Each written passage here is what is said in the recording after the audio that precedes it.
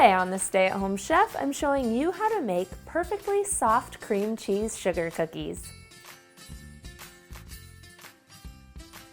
These cookies are soft and chewy and absolutely perfect. They are everything that I want in a sugar cookie.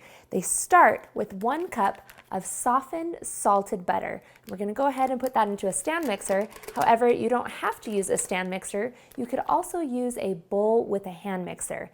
To that, we're gonna add in 1/4 cup of softened cream cheese and 1 1/4 cups of white granulated sugar.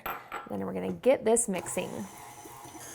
Beat this until everything is creamed together. Next, we're gonna add in 2 tablespoons of corn syrup. This will make our cookies nice and chewy. Pour this on into the bowl, and I'm gonna use a little rubber spatula to scrape it all out. Then you'll also need 1 egg, 1 teaspoon of vanilla extract, and 1/4 teaspoon of almond extract. Then we'll mix this in. Last, we'll add in our dry ingredients, starting with 1 teaspoon of baking powder, 3/4 teaspoon of salt, and 1/4 teaspoon of baking soda. We'll mix this in, and then we'll add in our flour. I like to just give it a few seconds and let it mix in just a little tiny bit. Then you'll need 3 cups of all-purpose flour. Get that all into the stand mixer, and then just mix it together.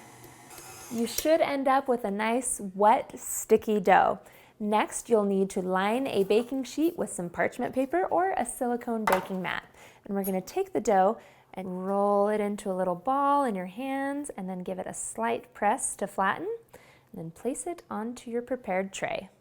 Repeat this process with all of your remaining dough.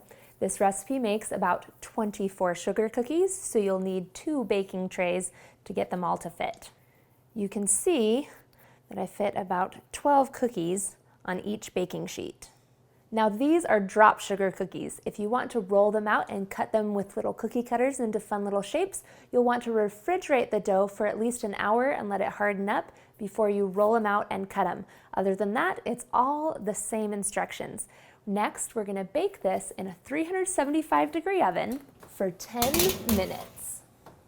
While the cookies are baking, you'll need to make your frosting. We're gonna make just a simple buttercream, which starts with 1 cup of softened butter. Once again, you want that softened to room temperature. Then we'll take a hand mixer and cream this until it's nice and fluffy.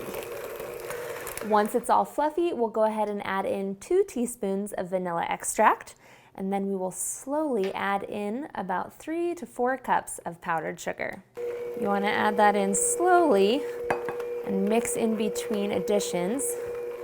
Otherwise, the powdered sugar will go everywhere in your kitchen and get you nice and messy. So just add it in nice and slow.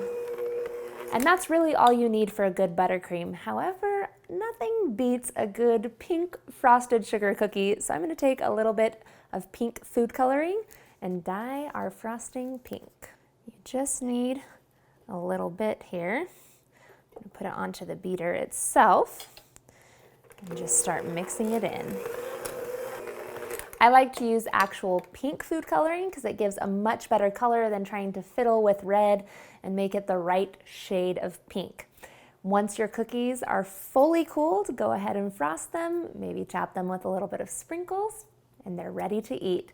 These will stay good stored in an airtight container for at least several days. I'd say after 3 to 5 days, they'll start getting a little bit stale. So enjoy them while they're fresh.